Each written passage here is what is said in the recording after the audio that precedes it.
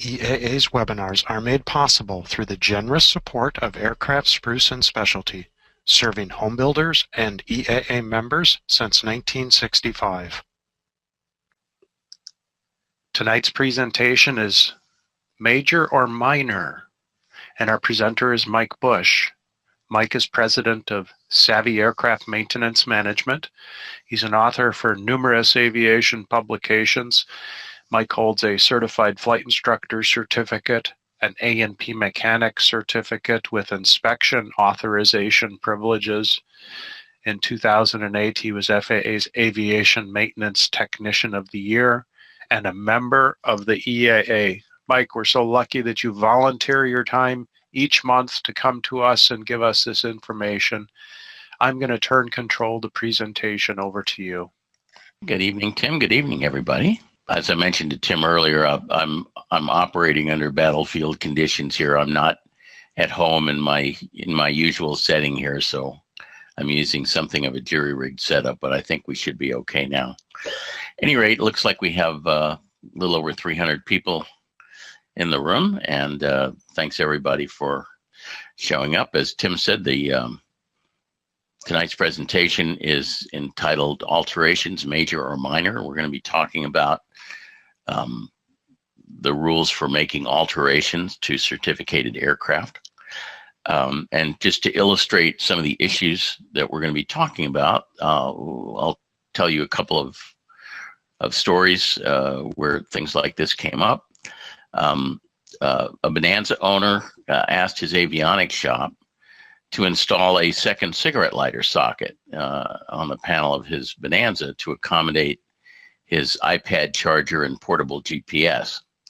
The avionics shop explained to the Bonanza owner that this would require an FAA field approval from the FSDO and that getting one would probably be costly and time consuming. We'll talk a little bit about field approvals and exactly how one goes about getting one. In any case, the avionics shop discouraged a Bonanza owner from doing this. Later on, the owner made the exact same request of his regular A&P mechanic, and the mechanic said no problem, installed the second socket in the Bonanza, signed it off with a simple logbook entry. So the question is, who was right? The avionics shop that said you can't do this without a field approval, or the A&P mechanic who installed it and signed it off with a simple logbook entry? Along a similar vein, a Cessna 210 owner had his mechanic install a landing gear mirror on the underside of the left wing so that he could look out and verify that the landing gear was down and locked. All that was all fine. The mechanic went ahead and did that. And then several years later, at an annual inspection, the IA who was inspecting the aircraft said that he could not find a Form 337 for this mirror and insisted that he couldn't sign off the annual as airworthy unless the owner consented to remove the mirror or else go to obtain an FAA field approval to approve its installation. So again, the question is, who was right? Was the A&P who installed the mirror to begin with correct in doing that, or was the IA who insisted that it had to come off correct? This whole area of alterations and which ones are legal, which ones require FAA permission, and so on, is quite confusing. And it's not only confusing to owners, but it's quite confusing to mechanics, as these two stories indicate, where you have different maintenance professionals rendering diametrically opposite opinions as to whether an alteration is permissible, whether it requires a field approval, and so on. So that's what we want to talk about tonight, is what the rules are about alterations and what the procedures are. Anytime you modify a certificated aircraft, you've committed what's known as an alteration. And the FAA recognizes two different kinds of alterations. They call them major alterations and minor alterations. as you probably can figure out from the terminology, the FAA is very interested in major alterations, and they have a whole bunch of requirements before a major alteration is permitted. Minor alterations are the ones that the FAA doesn't really want to know about. They consider them sufficiently inconsequential that they don't want to even be bothered with it. So the question is, how do you decide whether an alteration is major or minor? And who decides? And what is the guidance for making that decision? Well, the first place you would normally go is FAR 1.1, which is the part of the FARs where terms are defined. And sure enough, in FAR 1.1, there's a definition of the term major alteration. And it says that a major alteration is one that might appreciably affect weight limits, CG limits, structural strength, performance, power plant operation, flight characteristics, or other qualities affecting airworthiness.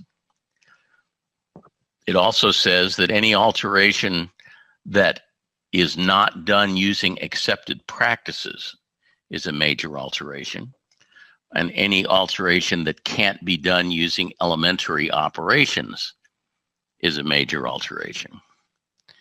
Now, that definition leaves an awful lot to the imagination. First of all, what does appreciably mean? What other qualities affecting airworthiness are they talking about? What are accepted practices and what are elementary operations? None of those things are defined in the regs. So as I said, this definition leaves a lot to the imagination. And so in order to provide some additional guidance in making a decision as to whether an alteration is major or minor, the FAA, in addition to this basic FAR 1.1 definition, provides further guidance. The primary source of that guidance is Appendix A of Part 43. And in Appendix A of Part 43, the FAA lists a whole bunch of things that they consider to be major alterations. So a mechanic can go look at that list in Part 43, Appendix A, and see whether the alteration that is being proposed is in that list or is similar to something in that list, in which case it's reasonable for him to assume that it's a major alteration. On the other hand, if the alteration is not in the list of things spelled out in Part 43, and if it doesn't clearly seem to trigger any of the major criteria in the FAR 1.1 definition, then it's reasonable for the mechanic to conclude that the alteration is a minor alteration. In addition to Part 43, Appendix A, there are a number of advisory circulars that give information about certain things. The FAA has an advisory circular, for example, that says that the installation of shoulder harnesses is a minor alteration, that the installation of angle of attack indicators is a minor alteration. These are things that the FAA wants to encourage people to do. And so one of the ways that they encourage people to install these things is to say, we're not going to put you through any rigmarole. You can just go ahead and install them. There's an advisory circular that basically says installation of ADS-B out in an aircraft where the ADS-B out system was not specifically approved for that particular make and model, but has been approved for some other make and model, is considered to be a minor alteration under certain circumstances. Again, something that the FAA is trying to encourage people to do. So there is a fair amount of guidance that one can look at in trying to determine whether an alteration is major or minor. And the next question is, who gets to decide? How do you, who who makes the decision as to whether an alteration is treated as major or minor? And what the regulations say is that the responsibility for determining whether an alteration is major or minor lies with the mechanic who performs the alteration. So the mechanic is not supposed to go to the FSDO and say, do I need your permission to do this? It's the mechanic's job to read the regulations and the other guidance that the FAA provides in writing and make a determination as to whether the alteration is major or minor. And a mechanic who just goes to the FSDO automatically is not doing his job and is probably not doing you any favors. Now, if a mechanic determines that the alteration is a minor one, that he may perform it using acceptable data. I'll talk about what acceptable data means in a minute. And he may sign it off with a simple logbook entry. A minor alteration does not require going to the FAA. It does not require filling out a Form 337. The FAA never gets informed that the minor alteration has been done. And it doesn't want to be informed. The fact that the alteration is minor means that it's one the FAA is just not interested in knowing about. What's acceptable data? Well, acceptable data, first of all, when they talk about data in this context, it means drawings, specifications, methods, techniques, and practices. And for them to be acceptable, they simply have to meet all the requirements of all applicable FARs. The acceptable data does not need to be reviewed or accepted by the FAA prior to use. The mechanic who uses acceptable data should theoretically be prepared to demonstrate to the FAA why he believes it meets all applicable requirements if he was challenged. But normally he never is challenged. Normally it's never questioned. And the FAA would have the burden of proof that what the mechanic did not meet regulations. In other words, things are presumed to be acceptable unless the FAA can show a specific regulatory violation why it's not acceptable.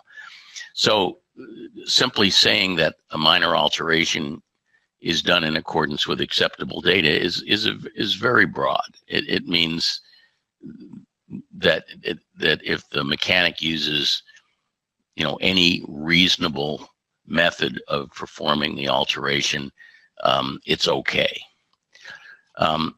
So again, for minor alterations, the FAA doesn't get involved, the FAA doesn't get informed, and the FAA basically trusts mechanics to do the right thing.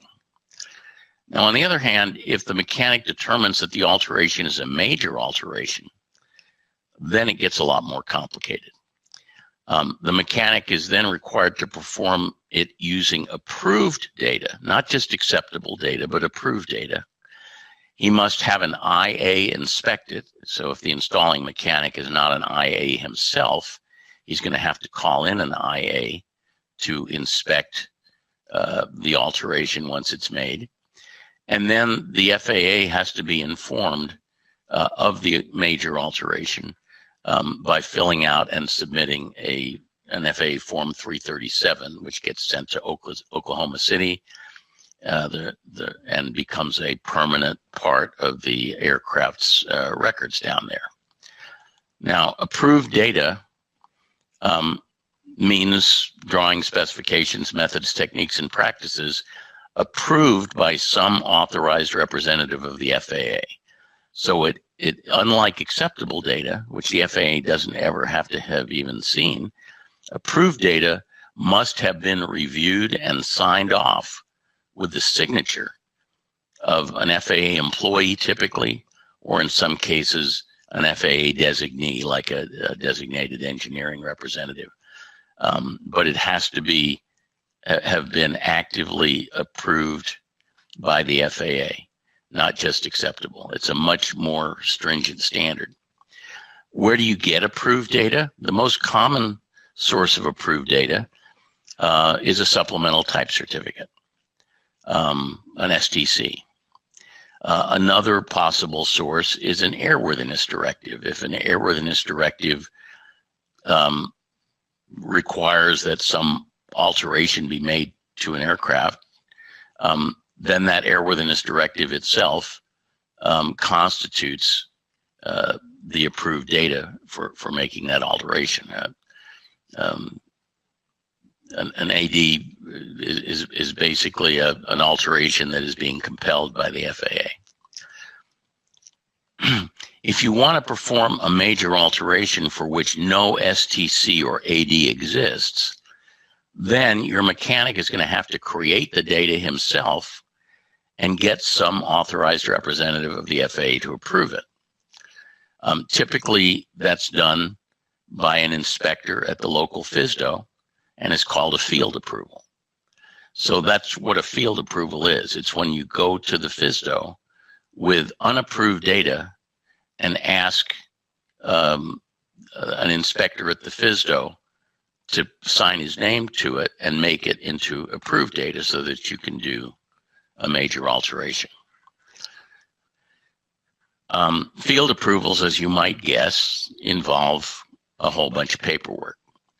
So let me talk a little bit about how you would actually go about getting a field approval. The first step is to figure out whether the FSDO is even authorized to grant a field approval for the alteration that you want to make. And the way you do that is you consult something, a 90-page document that you can find online called the Major Repair and Alteration Data Approval Online Job Aid. As I said, this is a 90-page document that was really written for FSDO inspectors. And it's the document that the FSDO inspector is going to use to determine whether he can grant a field approval. So before you even go to the FSDO, you want to pull up this 90-page job aid and go through it and find out whether or not the alteration you have in mind is one that the FSDO actually is empowered to approve. You can find this thing online. Just Google the phrase major alteration job aid and it'll take you right to it. Your A&P might not know about this online job aid unless he does a lot of field approvals. Because this, as I said, is a document that was really designed for FSDO inspectors. But since you really don't want to go through a whole bunch of work putting together a data package only to have it rejected out of hand, the smart thing to do is to go through this online job aid, the same thing that the FSDO inspector is going to have to go through, and figure out what it says as to whether your proposed alteration is one that the FSDO can grant a field approval for. And when you look in this job aid, a large part of it, page after page after page, lists all kinds of different alterations. And for each one, it codes the thing with a 3-letter identifier, ENG, STC, or EVL. What did I just do? I just hit something bad. Just a minute.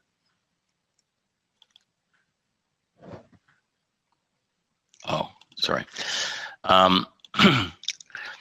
If it says EVL, then you're in luck. What that means, EVL means that the FSDO inspector may evaluate that alteration for field approval. And so that would be good news. It means that the inspector is authorized to grant a field approval for that kind of alteration. If it says ENG, it means that the alteration would need an engineering evaluation, either by the aircraft certification office or by a designated engineering representative who you hire to do the engineering evaluation. FSDO inspectors are not aeronautical engineers, and so they can't do engineering evaluations. So if the job aid says that a particular kind of alteration requires an engineering evaluation, then you're probably going to have to hire a DER to do that before you can even apply for a field approval. And that can get fairly expensive because DERs don't come cheap.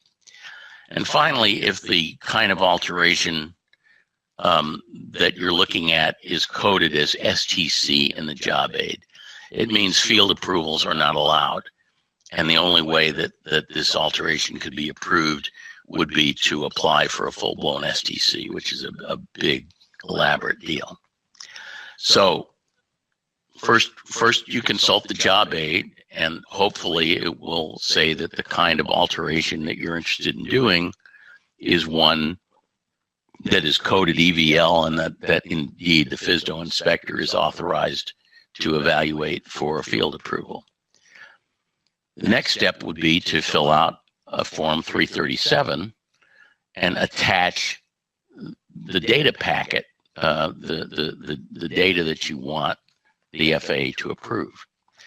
The FAA is pretty strict about the format which that data needs to take, and the place you find out about that is an advisory circular called AC 43210A, which lists 16 specific items that need to be included in your data packet. Again, unless your A&P does a lot of field approvals, he may not know about this advisory circular, so you might have to point it out to him. But if you submit a request for field approval and you don't format your data into this 16-point format, the FAA is likely to kick it back. The 16 points, this is basically the 16 items that how they want the data to be structured. Frequently, many of these 16 points are not applicable to your particular alteration, in which case you say, special procedures not applicable or whatever it is. But they want you to structure the data in this 16-point format. And that advisory circular also has a nice field approval checklist that you can go through and make sure that all of the I's are dotted and T's are crossed before you submit the Form 337 and data packet to the FSDO. Going through all of this greatly increases the chance that you'll get your field approval the first time. Then finally, when you're all ready, you submit your 337 and your 16-point data package and the field approval checklist to the local FSDO. And your submission will then be assigned to a particular aviation safety inspector at the FSDO for evaluation and hopefully for approval. If the A&P you're working with is an IA, he will already have a relationship with a principal maintenance inspector at the FSDO, which can be helpful because it's always helpful if your mechanic has a good working relationship with an inspector at the FSDO. And every IA has a principal maintenance inspector who he works with at the FSDO. So working with an IA on this is quite helpful. In any case, the aviation safety inspector will evaluate the stuff that you submit in accordance with the instructions in the job aid. He first has to determine whether indeed what you're proposing to do is a major alteration. If he finds it's a minor alteration, he'll kick your application back and say, this is a minor alteration, you don't need a field approval. Second, he'll make sure that he is authorized to approve a field approval for that kind of thing. That's what that coding in the job aid will tell him. And finally, we'll go through and verify that that the alteration you're proposing complies with all applicable airworthiness standards. Again, keep in mind that aviation safety inspectors are not aeronautical engineers, so that if the inspector determines that your alteration requires an engineering evaluation, he's going to tell you that you're going to have to hire a DER. or else go to the FAA Aircraft Certification Office. Going to a DER usually costs quite a bit of money. Going to the Aircraft Certification Office usually takes a long time because you wind up at the end of the line. So in either case, if what you're proposing requires an engineering evaluation, it may not be worth the effort to try to get it approved. In any case, if the package that you submit passes muster, then the safety inspector will return your Form 337 with block number 3 stamped and signed, which is what constitutes the field approval, and it basically says this data that you submitted is now FAA approved. At which point you can go ahead and make the alteration with impunity. If it doesn't pass muster, the ASI will return the package unsigned, explain the reason why he couldn't approve it, and give you an opportunity to fix whatever's wrong with it and resubmit it. Now, if this seems like a lot of work, it is. So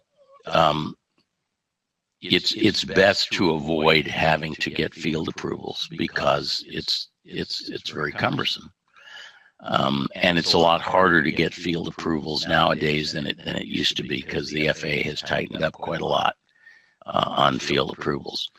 So the best way to avoid all this hassle is to find an A&P mechanic who is comfortable treating your modification as a minor alteration, one that the mechanic can sign off with his own signature in a simple logbook entry, and that doesn't have to be brought to the attention of the FAA and get approval and go through all this paperwork that we've been talking about. So with that said, let's go back to where we started and talk a little bit about the two cases that I mentioned at the very beginning. Here's the Bonanza owner who wanted a second cigarette lighter socket installed in his Bonanza. Is this a major or a minor alteration? The avionics shop indicated that it was a major alteration that would require field approval. The Bonanza's regular A&P said it was a minor alteration and was willing to install it and sign it off with a simple logbook entry. Who was right? Well, in my opinion, the A&P was right. This is clearly not something that rises to the level of a major alteration. If you look in Part 43, Appendix A, at alterations to the electrical system, what Part 43, Appendix A says is that an alteration to the basic design of the electrical system, it constitutes a major alteration. So my reading of that is, if you were replacing a generator with an alternator, or you were putting in a dual battery system instead of a single battery system, or you were splitting the bus into separate buses for avionics and non-avionics, those would all constitute a change to the basic design of the electrical system, and those would be major alterations. But to simply add another circuit breaker to the system and hang some new electrical load on it, that's not a major alteration by any stretch of the imagination. That's a minor alteration. It's absolutely something that a mechanic can do with a simple logbook entry. And why the avionics shop indicated to the Bonanza owner that they felt they couldn't do it without a field approval, I don't understand. Now, again, according to the rules, it is the installing mechanic who makes the decision as to whether an alteration is major or minor. In effect, the mechanic is making a decision as to whether he feels this alteration is within his pay grade to sign off on his own recognizance, or whether it's above his pay grade and he needs the FAA to sign off on it. Each mechanic is entitled to make that decision independently. Certainly, if you came to me and asked me about this particular thing about installing a second cigarette lighter socket, I would say, well, that's obviously a minor alteration, and it's something that you could simply do and sign off with a simple logbook entry. But different mechanics are entitled to different opinions. That's why, in a case like this, it's a good idea to, if somebody tells you it's a major alteration and they can't do it without a field approval, go ask somebody else. All you need to do is find some mechanic who's comfortable with it. And of course, that's what this bonanza owner wound up doing. He didn't like the answer he got from the radio shop, so he asked his A&P. The A&P was comfortable doing it, went ahead and did it, no problem. The bonanza owner did exactly the right thing. Let's consider the there we go. Let's consider the case of the gear mirror on the 210. Well, that one's a little bit fuzzier. The gear mirror on the 210 would constitute a major alteration if it affected the aerodynamics of the aircraft. Now, I think that's quite a stretch to say that gear mirror would have a significant aerodynamic effect. I mean, the FAA seems to be cool with people velcroing GoPro cameras to their vertical stabilizers and stuff, and it seems to me that, in my judgment, the aerodynamic effect of adding that gear mirror would be negligible, but one could at least make an argument that maybe it has some aerodynamic effect, and if it did change the performance of the aircraft in an appreciable way. Appreciable basically means noticeable or measurable. Then it would constitute a major alteration. Personally, I think the mechanic who installed the gear mirror did so reasonably in good faith. I would tend to treat it as a minor alteration. I think the IA who insisted that it come back off again had his butt muscles clenched a little bit too tight for my taste. But again, every mechanic gets to make that decision independently. And frankly, if it were me, I would make the IA happy by taking the gear mirror off. And then as soon as the annual was signed off, I'd maybe go back to the mechanic who put it on and say, would you put it back on for me? And just say that, that IA is just was a little bit overly fussy. But at any rate, those are the basic rules involved in major or minor alterations. And to the extent that we can treat alterations as minor and find somebody who's comfortable, find a mechanic who's comfortable with doing that, it can save an awful lot of paperwork and an awful lot of grief. So that's basically all I have on this subject. Tim, why don't we open it up for some Q&A? Okay, Mike, thanks. We got a couple questions in here. Harold's got one here. Replacing position lights with LED bulbs, major or minor, what is required? First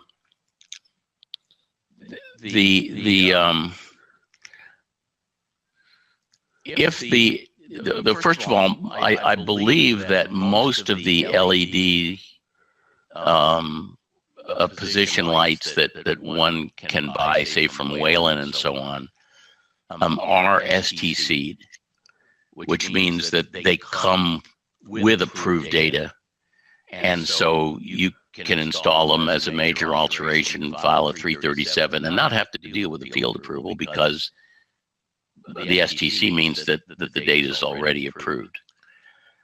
If you if you were to install LED position lights that are not STC'd, then it would be the burden of the installing mechanic to determine that those lights met the applicable FARs. And for position lights, there are quite specific FARs that talk about, what the coverage of those lights need to be and what the color of those lights need to be and so on. And I think it would be perfectly permissible for a mechanic to install them as a minor alteration if he could reasonably defend verify that indeed those LED lights met the regulatory requirements for position lights. I don't think that would necessarily be a major alteration, but most of the replacement position lights that you can buy are STC'd, so the problem's already solved for you, and you wouldn't need to get a field approval anyway. Phil's wondering, would it be a good idea to call things a minor alteration in the aircraft records when you do the sign-off? I think it actually would be. It's not something I see very much, but I think it would not hurt for the mechanic who makes that alteration to make a statement in the logbook entry saying that I have verified that this is a minor alteration that meets all applicable certification regulations, and describe what he did and sign it off, just to make it clear that he thought about it, and he thought about the question of whether it was major or minor, and made a determination that it was minor. Obviously, if he does the installation and signs it off with the logbook entry, he's implicitly stating that he considered it to be a minor alteration. But I do think it would be better to explicitly state that in the logbook entry. It's not a requirement, but I think it would be a good idea. Okay, Valerie's wondering, your second example is somewhat concerning. If I do find a mechanic that will call my alteration minor, am I risking that every new inspector after that could demand that I get a field approval?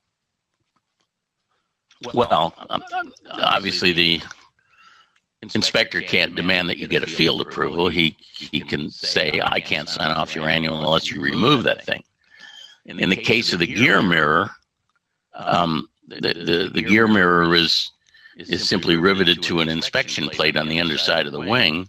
So removing the gear mirror and replacing it with a blank inspection plate, takes all of 5 minutes, and it's no big deal. If it were an alteration that was very difficult to remove, then it might create more cause for concern. But in this case, the downside was very minor. The IA was basically saying, I'm not comfortable signing off the annual with that gear mirror, because for some reason the IA felt that it was a major alteration, even though the installing mechanic felt that it was a minor alteration. So, do you go get a field approval for the mirror? I don't think so. I think that'd be ridiculous. The path of least resistance for the aircraft owner is to say, okay, take the gear mirror off, get the annual signed off, and then decide whether he wants to put the gear mirror back on. And if he wants to put the gear mirror back on, find a mechanic or go to the original mechanic who put it on and have him put it back on, and just say, well, I'm not going to use that IA again. There was very little downside in that case. On the other hand, if somebody, put a leading edge cuff on the wing or something and called it a minor alteration, which would clearly be improper because that's a significant aerodynamic change to the aircraft. and then somebody said, I can't sign it off unless you remove the cuff. That's a big deal because, you got 500 rivets to drill out. But the gear mirror, there really wasn't any downside, so I don't see a big problem with it. Okay, Drew's asking, with regards to the extra cigarette lighter in the Bonanza, does acceptable data require a TSO'd or PMA device be installed as opposed to a 12-volt socket purchased from an auto parts store? Absolutely not. There's no requirement for it to be TSO'd. There are only a few things that are required to be TSO'd.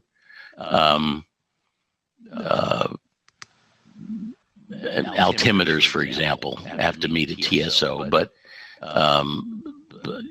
there's no requirement that a cigarette lighter socket be TSO'd. In fact, I doubt there's such a thing as a TSO'd cigarette lighter socket.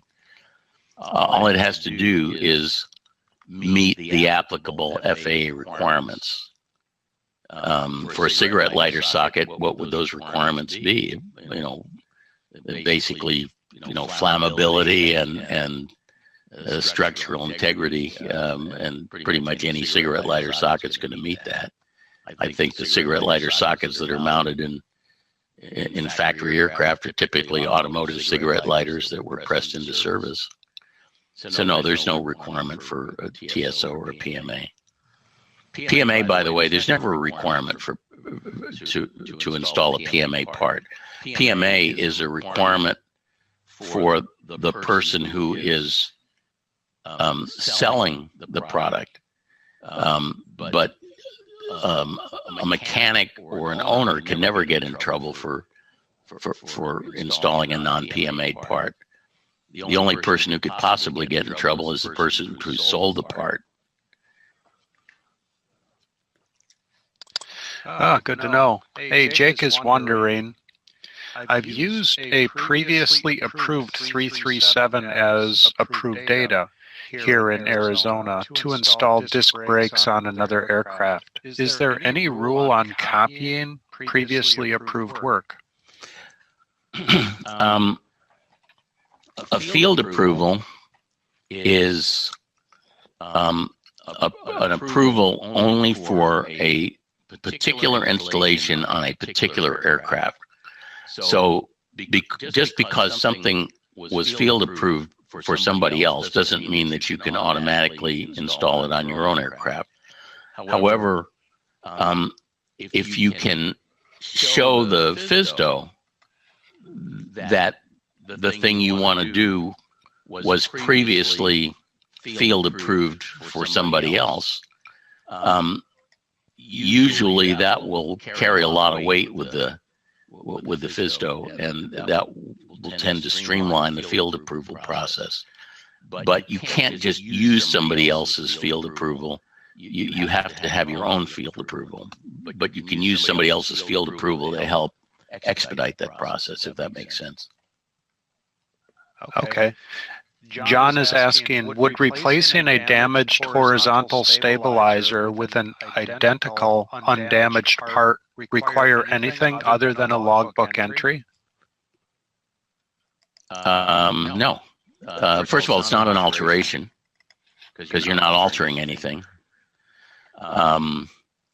And it's not a major repair because you're replacing the part, you're not repairing the part. If you were repairing that damaged horizontal stabilizer and the repair, for example, got involved in, say, splicing the spar of the horizontal stabilizer, that could be a major repair that would require FSDO approval. But if you simply replace the damaged stabilizer with a serviceable one, that's not a major repair. You're just replacing a part. Okay, and that feeds into Richard's question. If I want to replace my engine with the same make and model, is this major or minor? Well, it's not an alteration to begin with. Again, what we were basically talking about is making an alteration to the type design of the aircraft, and this is not what you were talking about is not an alteration, and it's basically a non-event as far as the FAA is concerned. Now, if you wanted to replace your engine with an engine of higher horsepower, that's an alteration, and it's a major alteration by the very definition of major alteration, because it's an alteration that's intended to change the performance of the aircraft. So it's clearly major, and it would require approved data of some sort, either an STC, or if lacking an STC, it would require field approval. But replacing the engine with the same kind of engine isn't an alteration at all, and doesn't require any approval from anybody. And James is wondering how much of this, if any, applies to a SLSA, Special Light Sport Aircraft? Well, the SLSAs are an interesting case. And I won't get too deep into this, but the regulations as they currently are written say that there are no such things as STCs for SLSAs, that no alteration can be made to an SLSA without the approval of the manufacturer. Now, I personally believe that regulation is illegal, and I have a letter that I wrote about 9 months ago to the Office of General Counsel of the FAA, challenging that, because I think that rule is not a legal rule. But that's until there is an interpretation by the FAA Office of General Counsel, that is the rule as written. So SLSAs, unlike normal certificated aircraft, cannot be altered in any way without the approval of the aircraft manufacturer. Got it. We've had a couple. It shouldn't be that way, but that's the way it is right now. Yeah. We've had a couple people ask about experimental aircraft. Then is this applicable to experimental aircraft? Experimental aircraft is the Wild West. You can do anything you want. Okay, and Curtis is wondering, since installation of ADS-B out is considered minor, who can install the ADS-B unit? Does this require a mechanic to install and sign off, or can this be done by the owner? If we're talking about a certificated aircraft, it has to be installed by an authorized person. It can't be installed by the owner because in installing equipment like that is not one of the 36 things that are considered to be preventive maintenance that an owner is allowed to do on his own recognizance. It can be done by any mechanic. However, once it's installed, it has to go through the Mode S transponder component of it needs to go through the normal biennial certifications, and that has to be done by an avionics repair station. So a mechanic can install the unit, but assuming that that the installation involves a Mode S transponder, it would have to be certifications would have to be performed by an avionics repair station, and then of course would have to be performed every 24 months thereafter by an avionics repair station. If the ADS-B out were a UAT transmitter as opposed to a Mode S transponder, then there are no certification requirements for that, and so a mechanic can install it, and it would be a done deal. Okay, Steve says a lot of Bonanza owners are getting rid of their vacuum pumps and going all electric. Is this a major or minor?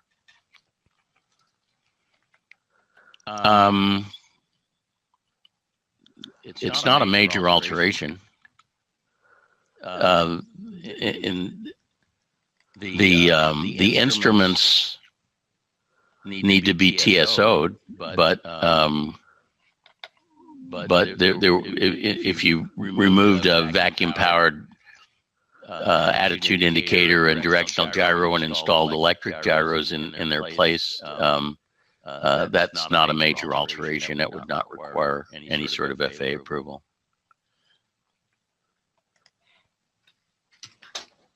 Okay. Gerald is wondering, can rosin visors be installed as a minor alteration? Well, that's an interesting question. That's kind of a theoretical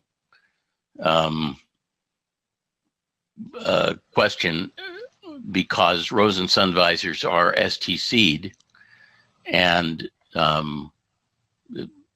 so they come with approved data, and they normally are installed as a major alteration with a Form 337 filed. But of course, no field approval is required because they're STC'd.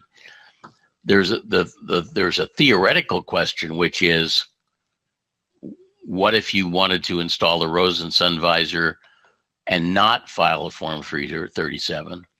I contend that you could do that you could install the sun visor as a minor alteration, pretend it was an STC, throw away the STC paperwork, not claim that you were installing it pursuant to the STC, but using acceptable methods, techniques, and practices. In fact, I contend that an aircraft owner could install rosin sun visors because replacing and repairing interior furnishings is one of the items that is listed in Part 43 Appendix A as a preventive maintenance item that owners are allowed to do themselves. But practically speaking, since the rosin sun visor is STC'd and comes with STC paperwork, normally it's installed in a 337 filed, and it's treated as a major alteration, but one that's already been approved. Okay, Jack says, if I find an alteration with an STC for my aircraft and take it to my mechanic, what does he do specifically? To install an STC'd alteration, let's take a specific example. Supposing you wanted to remove the rotating beacon and install a strobe. And so you buy a Whalen strobe light. It comes with STC paperwork. The mechanic installs it, fills out a Form 337, signs the block that is to be signed by the installing mechanic. Then there's a second block that needs to be installed, that needs to be signed by an IA. If the mechanic who installed it is an IA, he'll sign that block as well. If the mechanic who installed it is not an IA, he's going to have to find an IA to inspect the strobe installation and sign off the IA's block. And then the 337 with a copy of the STC simply gets sent to Oklahoma City. You never have to deal with the FSDO. You don't have to get approval for anything because it's already approved. But you do have to go through the paperwork, and it does require two signatures on the Form 337, one by the installing mechanic and one by the inspecting IA. And those both could be the same person, often are the same person. Okay, Mike's wondering, is changing tire size on my aircraft a major alteration? It is. If the specs for the airplane don't provide for the tire size that you want to install, then installing a different tire size is a major alteration. Okay, Phil's wondering, could we install a USB charging port that is not TSO'd in a similar way as your cigarette lighter example? In my opinion, you absolutely could, yes. Again, every mechanic is entitled to make that decision because he's the guy who's being asked to sign the logbook entry. But in my opinion, absolutely, you could install a USB port and hook it up to, a circuit breaker on the circuit breaker panel using acceptable methods, techniques, and practices. The AC 4313 1B gives you all the information about what acceptable methods for hooking up electrical stuff is and what size wire you're supposed to use and all that kind of stuff. And if you follow acceptable methods, I think you absolutely can install a USB port, and it would be a minor alteration. Gerald is asking, if I were to install an FAA PMA electronic voltage regulator that is not specifically approved for my airframe, but is approved for another aircraft type that has the exact same charging system, would it be reasonable to install it under a minor alteration? I think probably not, because changing the regulator is a change to the basic design of the electrical system, in my judgment. But again, if this was approved for a substantially identical electrical system in a different make and model airplane, you probably would be able to get a field approval without too much difficulty. But I think you would have to go through that exercise. Okay. Fred is wondering, strobe lights have been approved on several aircraft types, Cessna, but not my L-19. You think it'd be major or minor? You're saying that the L-19 is not is not on the approved model list for the STC for the strobe light. He just indicates strobe lights have been approved on several aircraft types, just not his L-19. And again, that this is, each mechanic is entitled to his own judgment. In my judgment, all you would need to be able to demonstrate was that the strobe light met the certification requirements for anti-collision light in terms of, color, brightness, coverage, the various things that are written into that particular regulation. And I think you could install it as a minor alteration. At least that would be my judgment if I were called upon to be the installing mechanic.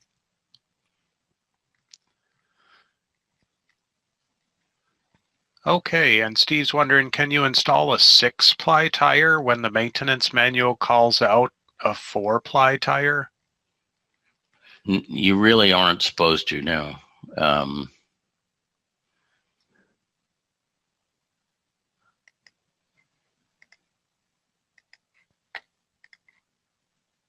Yeah, technically that's not airworthy.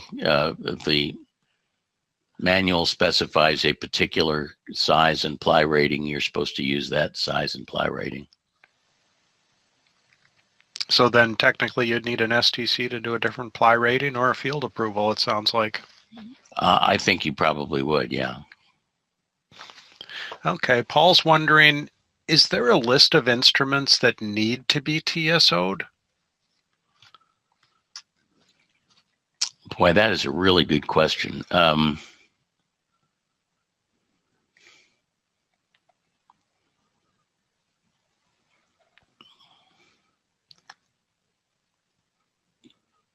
I honestly do not know the answer to that. I don't think that there's an absolute requirement for instruments to be TSO'd. But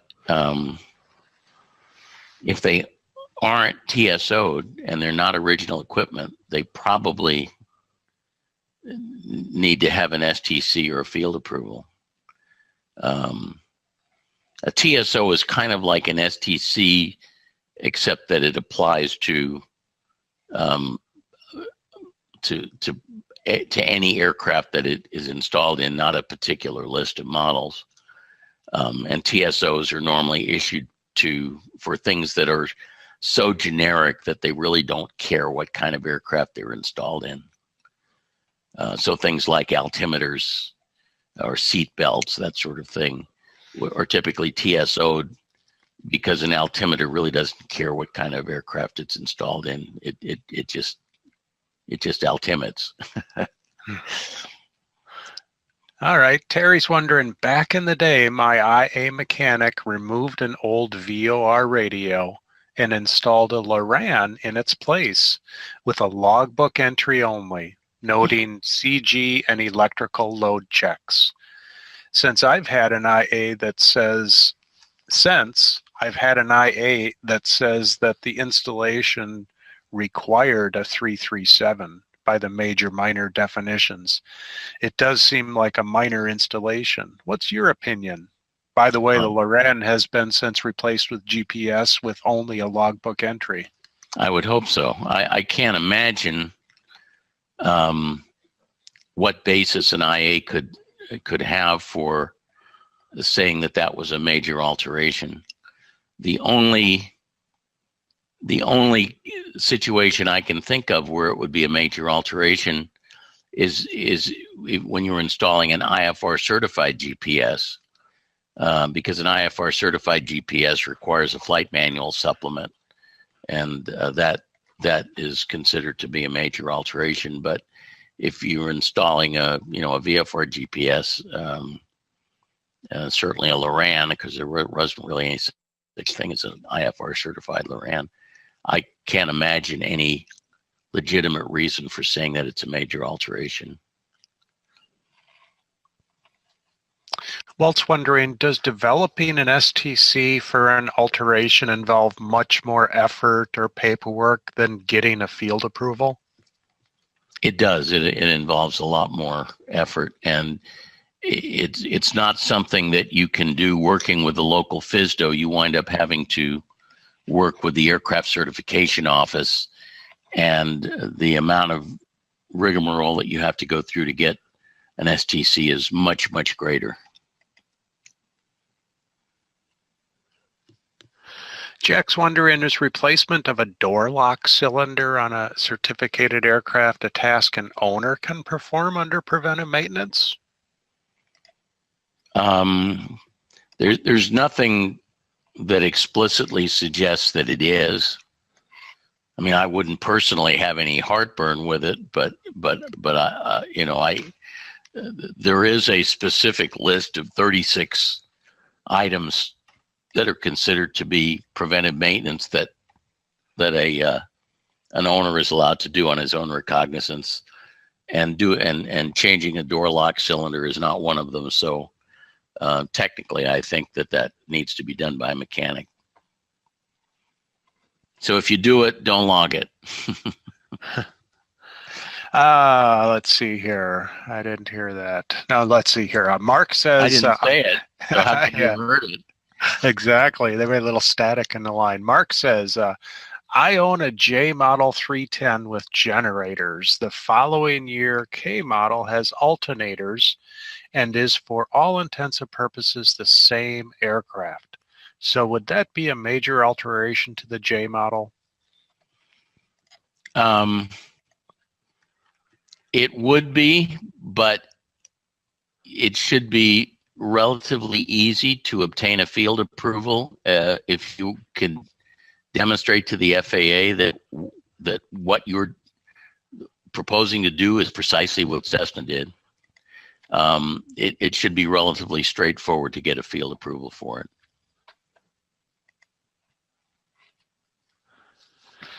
Okay, and John has a little story here. A friend had his aircraft in for a PA 28140 annual at a local FBO. The aircraft had years ago received repairs to the horizontal stab. The aircraft had previously been annualed several times by at least 2 other IAs. The FBO said the repairs were not proper and required the owner to obtain a serviceable part to replace the previously repaired stab. Was this a potential overreach by the FBO? Well, I can't tell you that because, I mean, I don't know the facts of the case. It is quite possible that the repairs were improper and that you know the first couple of IAs simply missed it. But if the owner was unhappy with the determination of that FBO, all he needed to do is tell the FBO that he was not prepared to replace the stabilizer and that he wanted the FBO to sign off his annual inspection with a discrepancy, and then go find the IA who signed off the previous annual and ask him to clear the discrepancy. You don't, just because an IA declares something unairworthy doesn't mean that you have to accept that. You can go find another IA who thinks it's okay.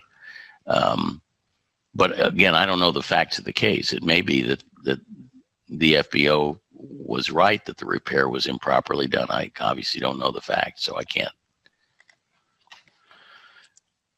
Understand. Marvin is asking, what does IA stand for? IA stands for inspection authorization. An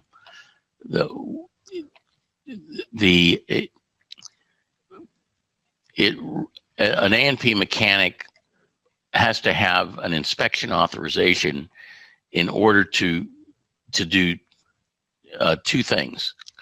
It's required to sign off an annual inspection, and it's required to sign off the 337 form on a major repair or major alteration. Those are the three things that an IA is required for. To become an IA, you have to have been an A&P mechanic for a minimum of 3 years, and then you have to take an IA exam. And unlike a mechanic certificate, which is good indefinitely, the IA has to be renewed every 2 years. Okay. We've had a couple people ask about experimentals, and I guess I just wanted to re-emphasize that the process you described tonight really doesn't apply to experimental amateur-built aircraft. The experimentals have in their operating limitations a requirement for if a major change is made to the aircraft once it receives its airworthiness certificate, then it must be returned to its phase 1 flight test period to prove that the major change is safe. And then once proven out, the owner makes a logbook entry certifying that the aircraft is safe through its normal range of operation as a result of that. And so the interesting thing about experimental amateur builts is major changes can be done by the owner operator or anyone the owner operator wants to do it that's qualified. There is no certificate requirement to do a major change or any maintenance for that matter with experimental aircraft. So just a clarification on that. And as we said also, most of what we just talked about doesn't apply to SLSAs because SLSAs are not allowed to be altered except with the permission of the manufacturer of the SLSA. Yes. And however, the major change does come into play. People often call back here and ask, you know, I'm making this change, I'm making that change, I'm putting a different propeller on, different than the make and model I have now. Is that a major change? And that speaks directly then, how do you figure that out, to what you said at the very beginning of your presentation about the definition. So that is the same and very applicable. Yeah, and even though Part 43 doesn't apply to experimentals, the list of major alterations in Part 43 Appendix A is probably applicable in helping to make the decision whether an alteration is major or not for the purposes you're talking about here. Yes. And the interesting thing is there's no paperwork required when you do make your major change on your experimental. If you do make a major change, you don't have to complete a 337 and submit it to the FAA. Actually, I should say, you don't do it. It's not that you don't have to. You don't do it. It's not a requirement. But you do have to go back to phase one flight test. Yeah, go back to phase one, flight test it for as long as your operating limitations require, and then sign off in the log. Then once you've completed that it's safe. Chris is wondering, is there a threshold for weight and balance consideration of an alteration?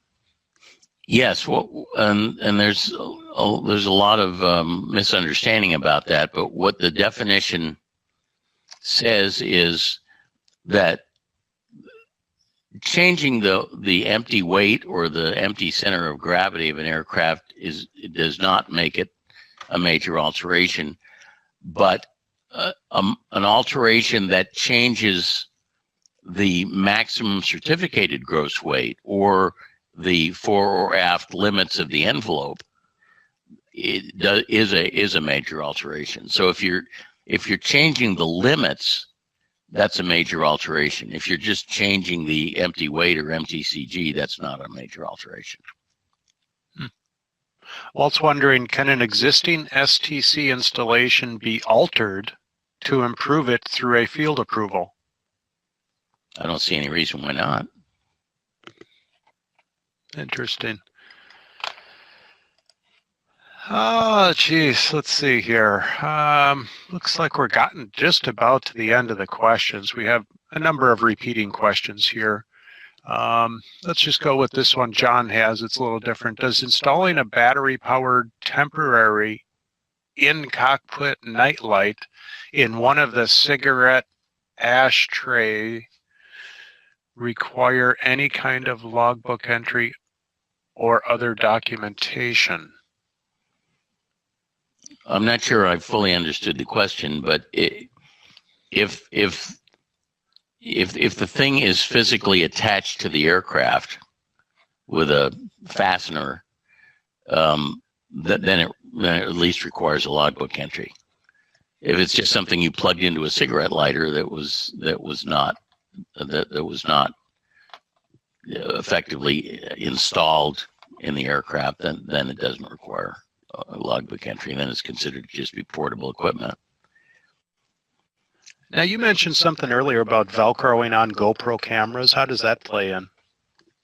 Well, I'm not an expert on that, but I know that there have been some rulings by the FAA that allow people to do what a lot of people have been doing, which is to attach cameras to the outside of the aircraft without making a big deal out of it. And I don't offhand know what the specific guidance is, but I know the FAA has said something about that, and it's fairly liberal. It must have something to do with if it's physically attached to the aircraft through some sort of fastener, eh? Yeah, I think there's some guidance from the FAA on that subject, but I can't lay my hands on it right now. So, okay. Gordon is wondering, does this also apply to large or turbine-powered aircraft? Part 91, subpart F. Well, the basic principle of major alterations and minor alterations certainly applies to any certificated aircraft.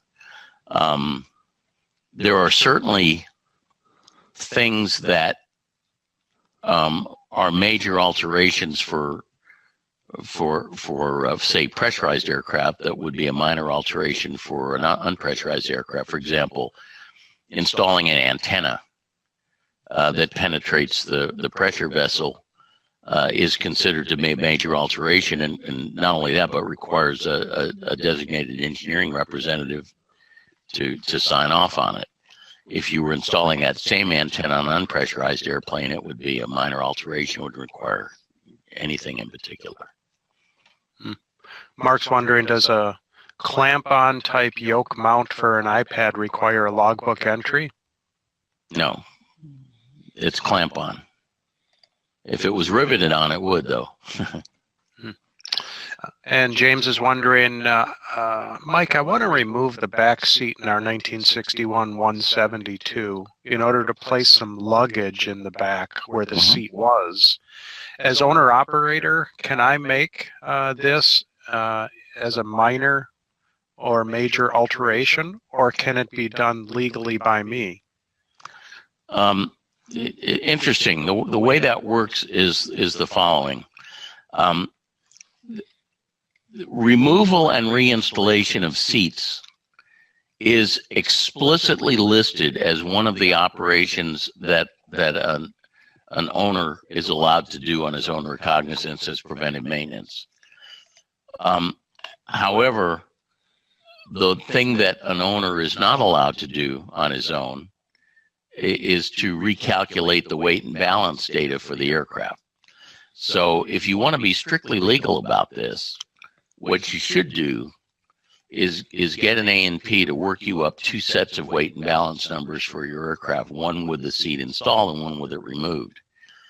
And once you have those two weight and balance documents, then you can remove and reinstall the seats yourself as an owner.